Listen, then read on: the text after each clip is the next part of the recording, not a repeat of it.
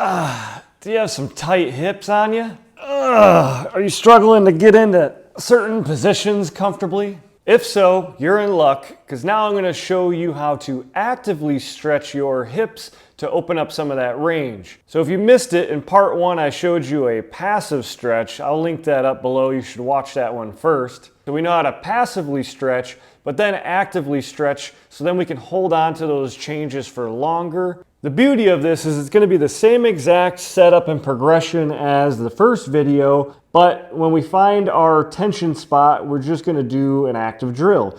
So we start in this side lying position, if you remember, and then we prop up into this low oblique or this forearm position.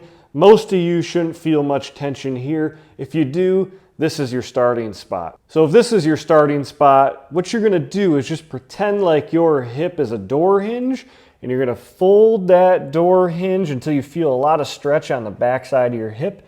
And then you're just going to drive knee and outside thigh to rotate back up. This way we can really start to rotisserie that hip and get those muscles to start activating. Now, if this is too easy for you, then we're just going to go from that low oblique to that high oblique. Same exact concept. So now that I'm here, I'm thinking of hinging more over my knee until I feel a big stretch on the outside, drive that knee into the ground to bring myself back up, and then you would simply repeat for a good 10 reps on each side.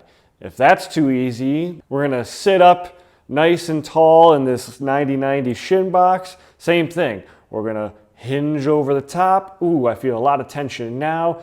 Drive leg into the ground to bring myself back up. Now for most of you, this is as high as you're going to go, and you're going to feel a really good active stretch. But there's a select few of you that need a little bit more than this. So now I'm going to show this from the side. So if we were doing this version where we're sitting up tall and it's not enough for you, what you could do, lean forward until your hands are on the ground, and then you're going to prop up, kick your back leg back, and then now you should be able to sink further into that hip flexion range with that external rotation. So now in this position, I'm almost doing like a push-up where I'm slowly going to lower myself down. Holy crap, I got a lot of tension there. And then without putting much pressure through my hands, I'm going to slowly come back up. Again, driving down further into that hip flexion. Once I'm here, I'm driving knee and shin into the ground to bring my upper body back up.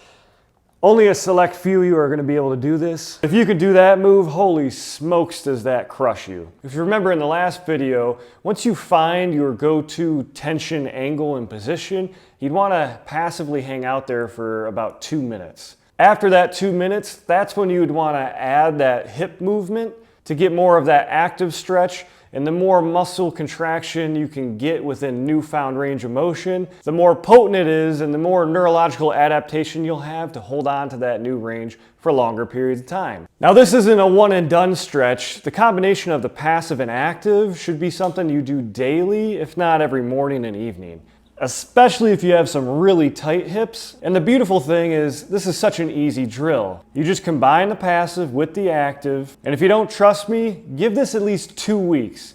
Do this every day, if not twice a day, and over that amount of time and that consistency, you should notice those ranges start to open up. And if those ranges don't open up for you, then I always recommend finding a local movement professional so they can really identify your limitations and give you the strategies. Again, if you missed the passive stretch, click on it here and get to stretching, y'all.